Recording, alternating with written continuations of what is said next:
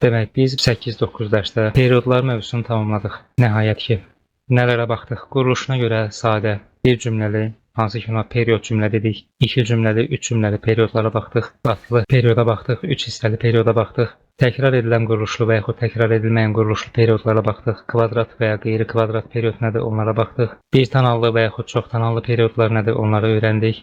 Periodlarda normadan kənar hallar deyə tabir edilən vəziyyətlər necədir? Əlavə, genişlənmə, ixtisar və s. bunlara baxdıq. Periodlara giriş, tamamlayıcı quruluşlar olur. Onların növlərinə də baxdıq. Sxemlər göstərdim sizə.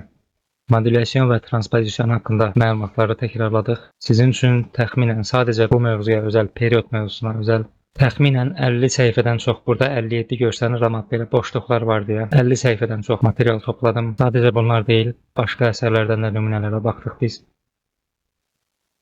Belə, periodlar mövzusu bu qədər. Period forması sadə formalar içindədir. Sadə formalardan 2 hissəli və 3 hissəlilər də var. Bunlar 1 hissəli sayılır. Period növünə olursa olsun. Hətta bu 3 hissəli period belə, qatlı periodlar belə yenə də sadə periodlardan sayılır.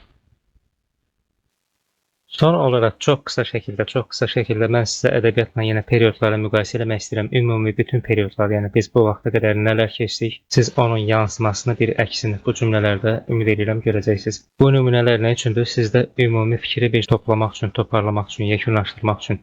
Mən evə çatanda artıq gün batmışdı, küçələr işıqlanmışdı və anam məni narahat etməmək üçün sakitcə mətbəxdə yemək hazırlayırdı ki, mən dərslərimə rahatlıqla davam edə bilim. Belə baxanda bir abzasdır. Abzaslar musiqidə perioda uyğun gəlir, yəni qarşılıq olaraq, bənzətmə olaraq. İndi baxın, bu bir dənə böyük cümlənin içində neçə dənə cümlə var. Biz bunu bölə bilərik.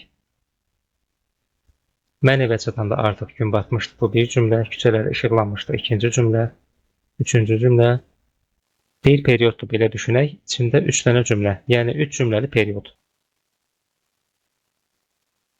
Musiqidəki period daha yaxşı anlaşıldı mı sizə? O məni görəndə çox sevindi, çünki biz uzun müddətdir görüşmürdük və mən nəhayət söz verdiyim kimi onun doğum günündə kəndə gəlmişdim. Bu da bir perioddur. İçində 2 dənə cümlə var. O məni görəndə çox sevindi, çünki biz uzun müddətdir görüşmürdük. Bu da ikinci cümləmiz. Hətta buradan çünkini silsək, belə eləsək buradan 3 cümlə də çıxar. 3 dənə cümlə mənə gələ bilər. Amma biraz təsir ölür. Sevindi, çünki lazımdır. Bu səbəbdir. Niyə sevindi ilə? Ona görə əvvəlki kimi qalsa daha yaxşıdır. Yəni necə deyim, Loro dildə desəm, birləşib bunu 3 cümlə eləmək olar, texniki olaraq. Elə 2 cümləli də baxsaq, bu bir 2 cümləli perioddur. Bax, bu gördüyümüz. Sən dərslərinə daha məsuliyyətlə yanaşsaydın və vaxtını boşa sərf etməsəydin, indi bu qədər çətinlik çəkməzdin və valideynlərin də narahat olmazdı. Bax, burada da 2 dənə cümlə var. 2 cümləli period. Gördüyünüz bu mətnlərin hamısını bir neçə cümlələrə bölmək olar. Ən az 2 cümləyə bölmək olar. Bunlar 2 cümləli periodlara və yaxud biz baxdıq 3 cümləli period, 4 cümləli period kimi. Bu sonuncu cümlədə 2 dənə fraza var. Bu bir fraza, bu da ikinci fraza. Bayaq da görmüşdük. Çünkidən sonraki bir fraza olur. Burası da ayrı bir fraza. Motiv, motiv, motiv, motiv. Doğum günündə. Bu da fraza ola bilər. Kəndə gəlmişdim. Bu da bir fraza ola bilər. Yəni motivlərin birləşməsi, söz birləşməsi.